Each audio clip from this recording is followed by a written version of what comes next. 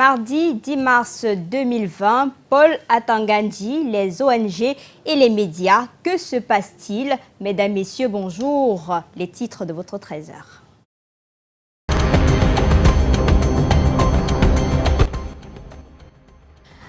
Coup de pied du ministre de l'administration territoriale en direction des organisations non gouvernementales et des médias. Les premières sont accusées d'être des agents de déstabilisation du pays et les seconds de vouloir mettre le pays à feu et à sang.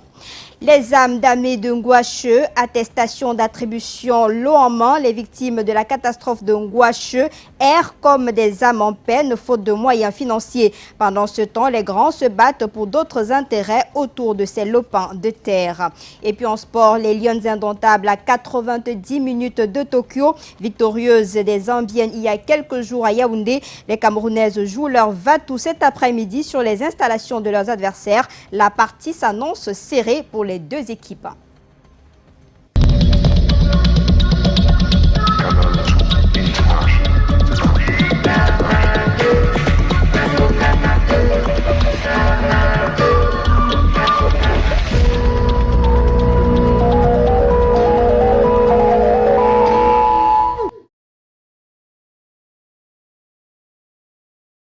On ouvre cette édition par cette charge de Paul Atangandji contre certains médias, ONG et associations œuvrant dans l'humanitaire au Cameroun. Le ministre de l'administration territoriale était face à la presse hier à Yaoundé. Je vous propose une attitude de Paul Atangandji au micro de Luc Vondo.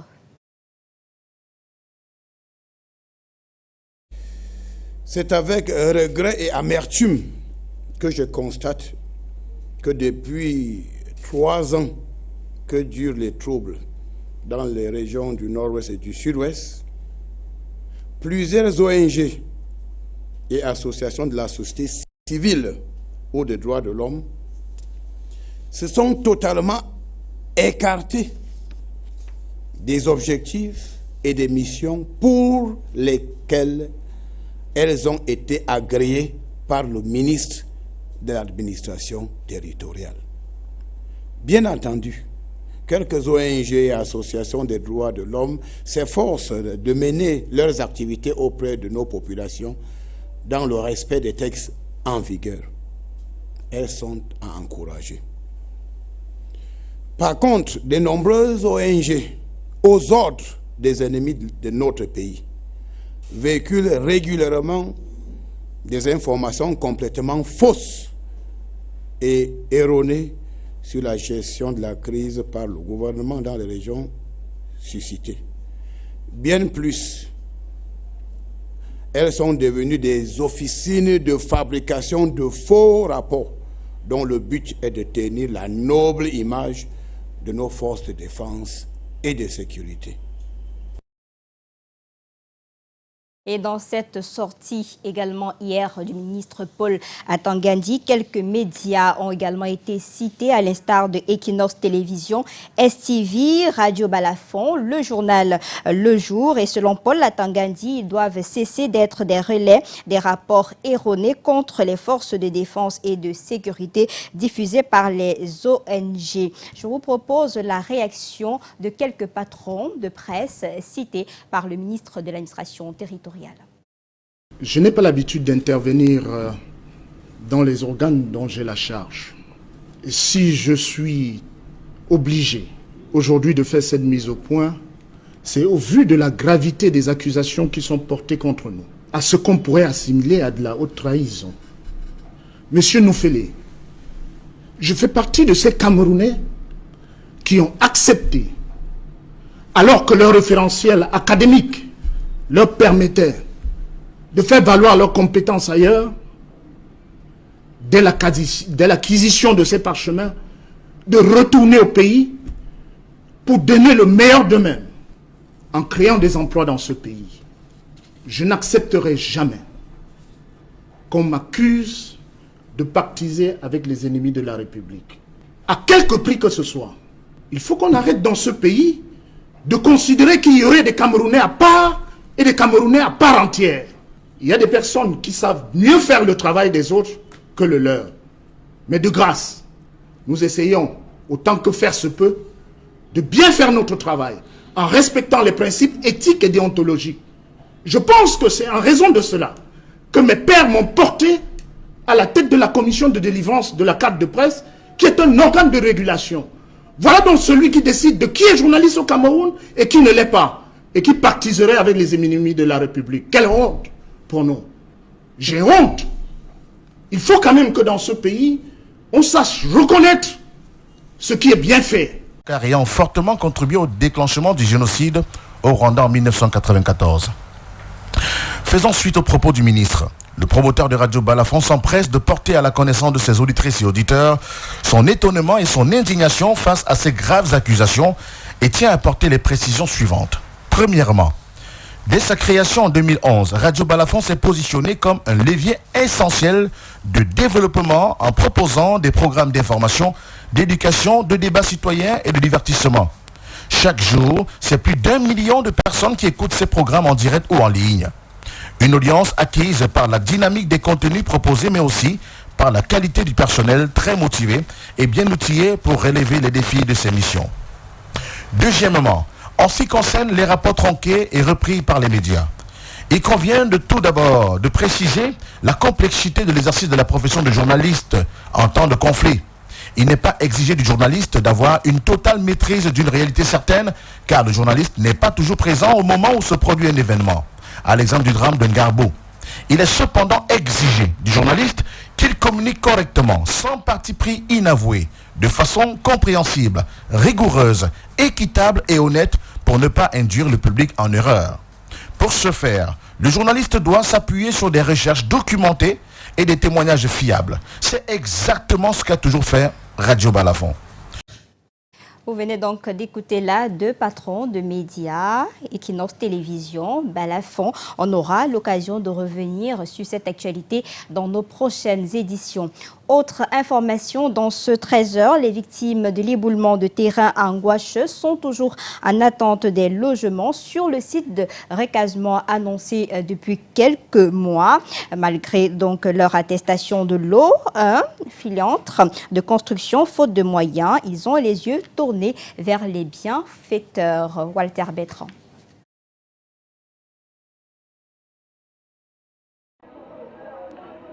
Bon après-midi, c'est une situation qui sidère les populations du quartier King Place. C'est dans l'arrondissement de Babadjou, dans le département des Bamboutos, région de l'Ouest Cameroun. Le petit Jacob, décédé hier dans des conditions troubles. Ce matin, tout le quartier s'est réuni pour assister à son enterrement. Mais j'ai avec moi le papa de Jacob, avec qui il a passé quelques heures avant sa disparition. Qu'est-ce qui s'est passé au juste, Benoît? Oui, mon fils Jacob, à peine entré des classes vers 14h30. Et tout juste quand je suis rentré aussi du travail, bon, on se salue. Il fait un saut chez le voisin qui est tout juste à côté. Bon, je crois que dans ses promenades, il a trouvé un paquet déposé pour piéger le chien ou les chiens. Il a pris, directement il a avalé. C'est bien après qu'on se rend compte que c'était un insecticide pour piéger les chiens. Le papier contenait quoi concrètement? Du poisson? Oui, J'ai entendu parler du poisson. Oui, avait un insecticide tourné à l'intérieur. Vraiment, c'est une situation qui appelle à plus de vigilance et de prudence avec les enfants. Le petit Jacob faisait la classe de CE2 à l'école catholique Saint-Charles-Luanga de Babadjou. Il ne partira plus à l'école. C'est la consternation totale. Depuis Babadjou, Yasser Trésor Tanon au Canal 2 International. Merci à vous Yasser Trésor Tanon. Toutes nos excuses, vous venez plutôt là de suivre ce fait survenu à Babadjou qui pleure l'un de ses fils. Le nommé Jacob 9 ans est décédé hier après avoir consommé du poison. Nous y reviendrons. Et l'actualité également ce jour, c'est cette rentrée parlementaire à l'Assemblée nationale. La session de plein droit s'ouvre donc à Ngouaïkélé sous un air de curiosité. Chaque député voulant découvrir la vie de l'institution. Que se passe-t-il actuellement à l'Assemblée nationale? On va aller retrouver Ghislain Pierre Essonneau pour prendre les dernières informations. Ghislain Pierre, bonjour. Bonjour Lille et bienvenue donc à l'Assemblée nationale, un hémicycle qui a réouvert ses portes après l'hibernation, mais il ne s'agit pas de l'ouverture de la session ordinaire en tant que telle qui est consacrée à l'élection notamment du bureau de l'Assemblée nationale. Il s'agit d'une session de plein droit et une session de plein droit. Cela signifie ici même à l'Assemblée nationale qu'il est question pour que les députés nouvellement élus soient réunis et qu'on procède ainsi à la vérification de leur mandat d'une part et d'autre part que l'on constitue précisément les commissions de vérification de ces mandats-là et 6 au total ont été constitués. C'est là, bien entendu, sous la bannière du bureau d'âge qui va continuer à présider les travaux ici même à l'Assemblée nationale, alors même que l'hémicycle était plein à craquer. Il y avait du monde, des têtes bien faites et bien pleines. En tout cas, l'Assemblée nationale qui était noire du monde aujourd'hui avec la présence massive à la fois des curieux, de ces députés qui sont tous venus, 167 au total, mais également le gouvernement de la République qui était amené à l'occasion par le Premier ministre chef du gouvernement, Joseph Dione Ngouté, qui lui-même était au complet à l'occasion de ces moments hippiques ici même à l'Assemblée nationale. Moment d'émotion mais également de passion à propos de cette cérémonie que l'on ne vit qu'une fois tous les 5 ans et voilà que les députés sont arrivés ici, question donc de subir cette instance on ne peut plus important dans le système d'intégration à l'Assemblée nationale et le bureau d'âge a été présidé par la doyenne d'âge, précisément il s'agit d'un Nkouwa Mbédé mais également des 2 plus jeunes députés de cette 10e législature de l'Assemblée nationale, à savoir Nafissatou mais également Dame Nangue qui font ainsi partie des députés les plus jeunes de cette 10e législature. Et voilà le record qui est donc planté ici à l'Assemblée nationale, ce qui va d'ailleurs marquer le lancement de cette session parlementaire. Eh bien, l'on est pratiquement câblé à savoir qu'il y a eu de nouvelles figures qui ont fait leur entrée dans cette salle pour la première fois. On a vu les têtes de Cabral Libi pour ce qui est des députés du PCRN, mais également des autres formations politiques comme l'Union démocratique du Cameroun, avec notamment le cas Koupita Damou qui était royalement installé à l'intérieur de l'hémicycle. Voilà donc l'ambiance générale à l'entame de cette session de plein droit, ici même à l'Assemblée nationale. C'est à vous. Merci Ghislain Pierre Essonneau pour toutes ces informations et merci de suivre pour nous cette actualité qu'on aura certainement à 19h50. Et on va retourner dans la région de l'Ouest Cameroun avec ce cri de cœur des sinistrés de Ngouache qui attendent toujours d'être recasés. Des précisions avec Walter Bétran et Dimitri Foucault.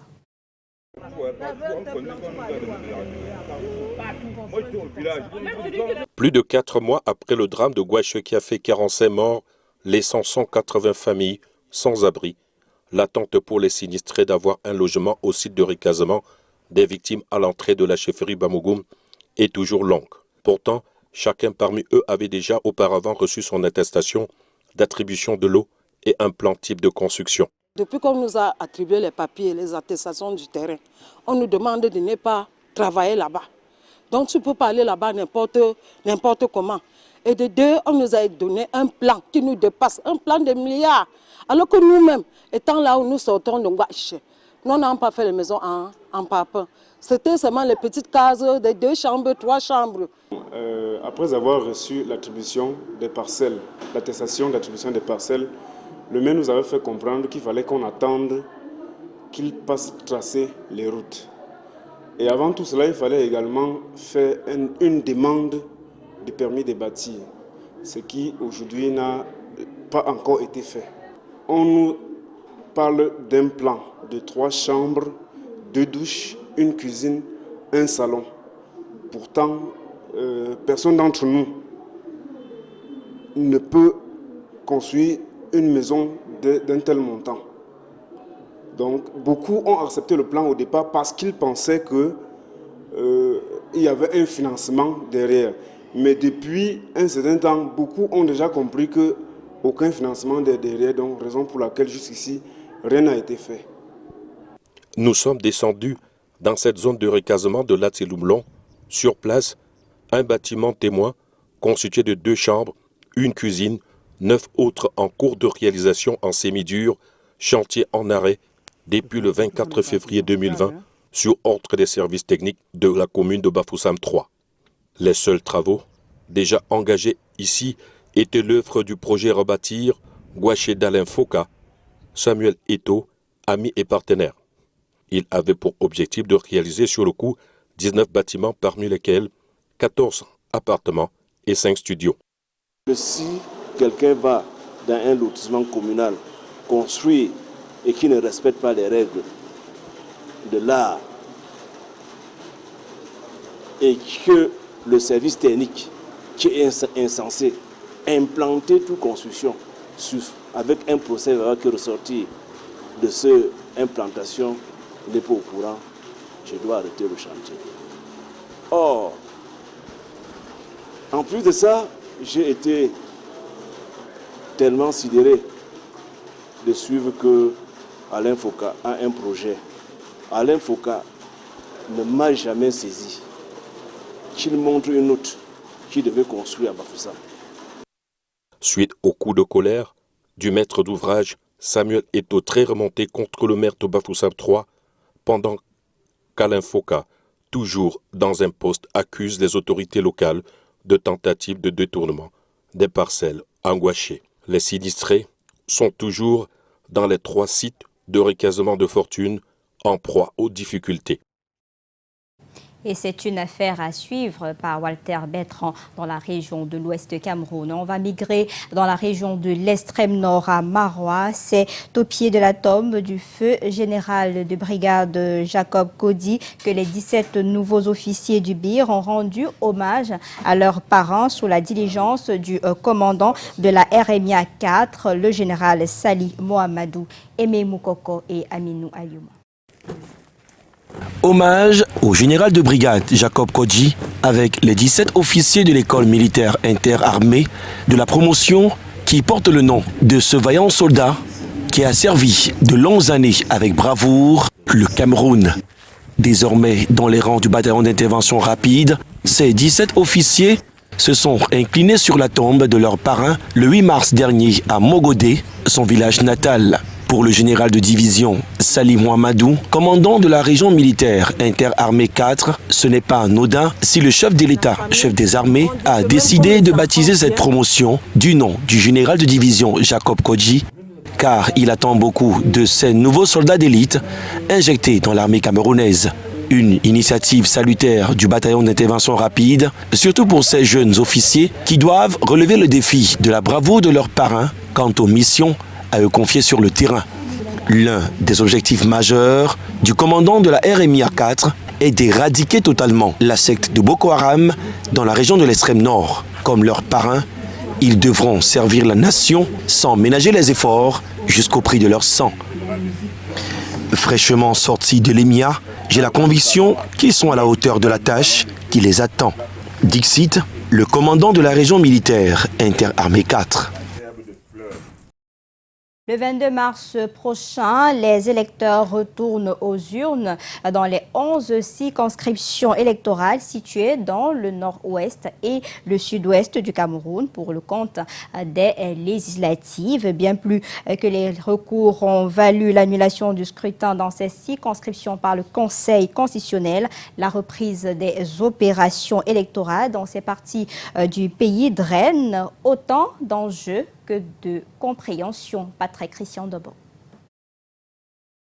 La convocation du corps électoral pour les élections législatives partielles dans 10 circonscriptions du nord-ouest et celle du Lébialem dans le sud-ouest dévoile le temps dédié au déploiement des acteurs avant le jour J.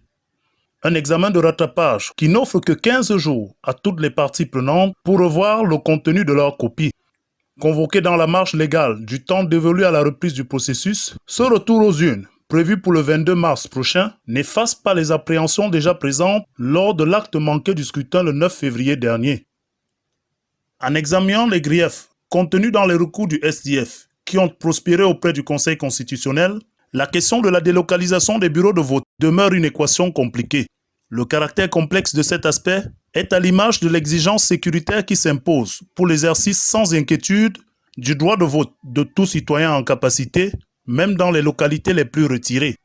Malgré le dispositif renforcé des forces de défense et de sécurité, l'activité intempestive des groupuscules armés et la psychose qui s'ensuit n'est pas pour donner pleine assurance aux candidats et électeurs.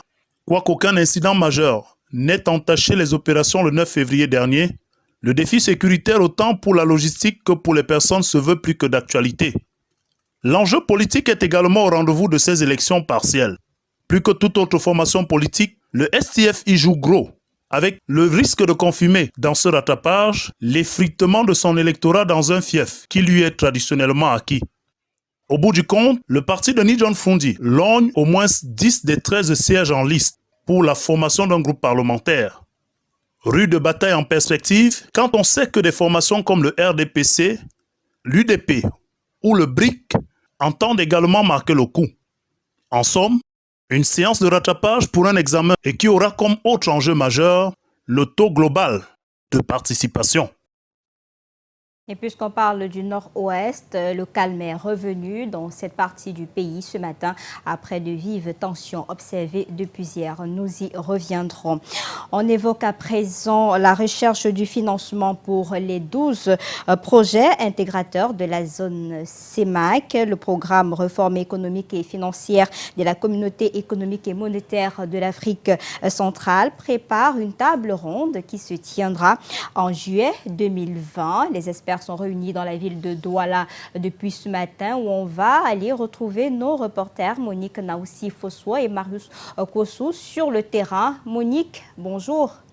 Bonjour Lille, 2800 milliards de francs CFA vont être mobilisés à l'horizon 2021 pour financer les 12 projets intégrateurs de la zone CEMAC et avant le rendez-vous du mois de juillet qui va rassembler autour de la même table les bailleurs de fonds et les partenaires au développement. Eh bien, le comité technique du PREF CEMAC tient sa première réunion préparatoire à ce grand rendez-vous et entre autres projets, on peut citer les transports, les télécommunications, l'énergie, les ressources humaines et le développement humain.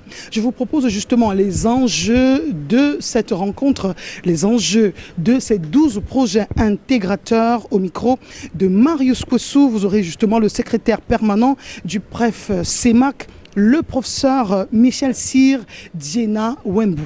Nombreux. Premièrement, le programme routier, pourquoi ? Nous devons arriver à relier toutes les capitales de l'Afrique centrale entre elles. C'est tout à fait normal que cela se fasse. Ça se fait dans toutes les régions du monde. Deuxièmement, nous devons augmenter la production électrique. Et le barrage de Cholet entre le Cameroun et le Congo, le barrage Cholet-Dja, semble être un barrage extrêmement important et qui pourra permettre de renforcer et d'augmenter le nombre de ménages liés à l'électricité, surtout en tenant compte des efforts que le Cameroun lui-même fait et le Congo en matière de barrages hydroélectriques. Il faut absolument que la question de la fibre optique et leur interconnexion soit réglée dans notre sous-région. Et qu'on, d'ici le mois de juillet, qu'on ne parle plus de roaming. Et ça, ce n'est pas nouveau aussi. Ça se fait dans d'autres régions. On ne peut pas encourager les gens à communiquer entre eux si le téléphone, dès que vous êtes à Brazzaville et que vous appelez le Cameroun, ça a des prix tels que vous ne pouvez plus communiquer. Donc, on doit supprimer le roaming. Il faut qu'il y ait des postes de contrôle bien connus, à des endroits bien connus sur nos routes. Qu'on décide, ce sera tous les 80 ou tous les 100 km. Et que ce soit des postes mixtes où il y a à la fois et la gendarmerie, et la police, et les services phytosanitaires. Parce que si ce n'est pas le cas, le commerçant qui part de Douala pour un de nos pays, il peut traverser 120 contrôles. Et s'il traverse 120 contrôles dans les conditions que nous connaissons, je ne vais pas aller dans les détails, dans ces conditions-là, et chaque barrière, il doit laisser quelque chose.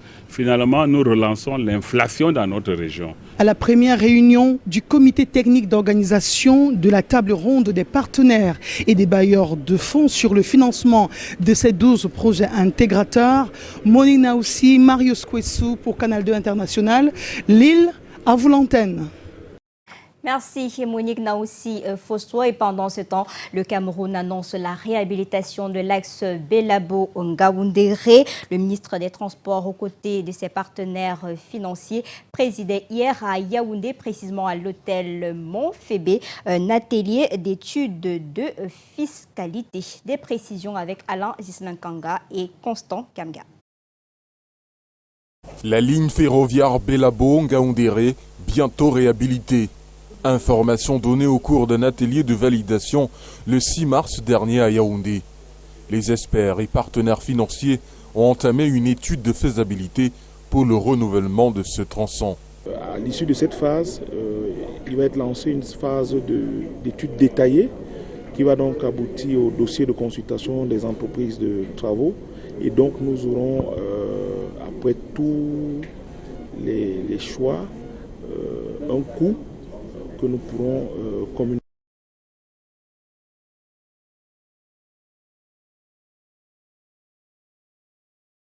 de façon plus sereine. Le but de cette étude est de voir si cette intervention est rentable pour tout le monde. L'Union européenne et sa banque d'investissement, l'Agence française de développement, ont apporté leur soutien financier. 46 années que cette ligne n'a pas été touchée et c'est au détriment de l'exploitation des voyageurs, des marchandises, du commerce et de la compétitivité qu'il faut réellement intervenir. Donc c'est totalement justifié. Nous avons analysé la rentabilité financière et technique.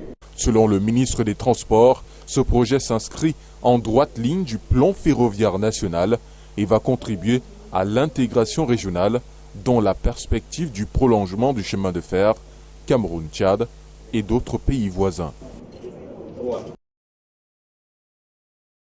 Et on reparle de la Journée internationale des droits de la femme, le 8 mars dernier, pour se rendre à Yaoundé, où les femmes de la Direction générale du budget se félicitent du travail abattu sur le terrain. Ceci en présence du ministre des Finances. Pour rehausser ce moment convivial, 2 dames étaient présentes, Françoise Bongo et Calixte Beyala. Des précisions depuis Yaoundé avec Karel Mezatia Choya et Serge Alain Zibou. Les dames de la Direction générale du budget jouent un rôle majeur dans le processus d'atteinte des résultats de la structure. Les échos qui nous parviennent d'autres pays sont sans équivoque. C'est justement pour leurs compétences, dynamisme et dévouement à la tâche que, sous l'impulsion du ministre des Finances, elles occupent des postes de responsabilité. C'est l'essentiel à retenir du bilan de la condition de la femme dans cette direction, ici dressé à l'occasion de la 35e édition de la Journée internationale de la femme. Ces dames ont vraiment prouvé qu'elles étaient à la hauteur de la tâche qui leur a été confiée tout au long de l'année 2019.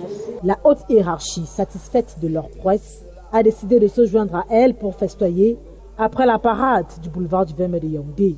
Au-delà des réjouissances, les femmes de la DGB ont l'honneur d'échanger et partager leurs expériences avec Françoise Mbango et Calixte Beyala, 2 dames d'exception qui font la fierté du Cameroun. Le patron du ministère des Finances félicite ses collaboratrices qui ont, selon lui, eu la bonne idée de les convier. Parce que par leur seule présence, elles nous montrent le chemin de la combativité. Françoise vous a dit tout à l'heure qu'elle est passée par des étapes un peu difficiles, notamment comment peut-on, après une maternité, retrouver le haut niveau? Mais elle l'a fait. Calixte également, elle a toujours montré qu'elle a beau être femme, elle a beau être noire, mais elle est toujours fière d'elle-même. C'était donc un véritable moment de communion entre lui et Paul Moutazé, le directeur général du budget, et ses Amazones, qui récoltent séance tenante le fruit de leur dur labeur. Les dames des autres structures de ce département qui se sont illustrées à travers leurs résultats aussi sont encouragées.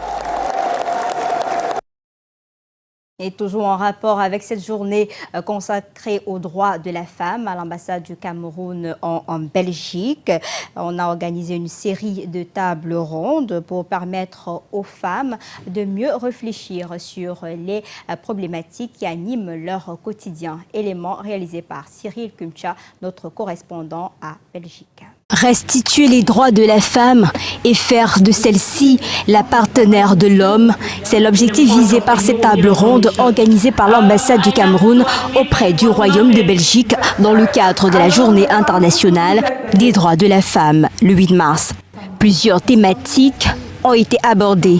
L'égalité des chances entre les deux sexes dans les écoles, le leadership féminin, entre autres. Le Cameroun a inscrit la promotion et l'égalité de la femme dans son programme, comme je disais. Cela a commencé par l'éducation. On a dit qu'il faut commencer par les écoles, par leur rendre confiance. Et vous savez, la rentrée au Cameroun, c'est en septembre. Et les visites médicales, elles commencent en novembre. Parce que c'est une période. Pendant 3 mois, si une jeune fille est enceinte, les infirmières, à cette occasion, découvrent et on commence à la mettre en confiance. Nous vivons vraiment de grands moments. Ce sont des choses qui n'existaient pas auparavant. En tout cas, je lui dis vraiment un grand bravo et vraiment un grand merci pour tout ce qu'il fait vraiment pour la communauté camerounaise.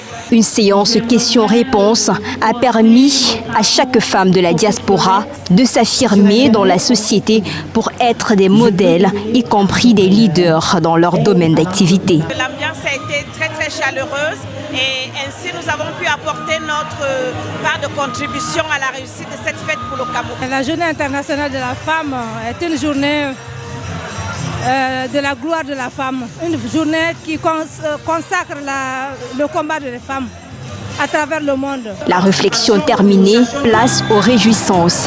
La musique Made in Cameroun permet de dévoiler leur talent de danseuse.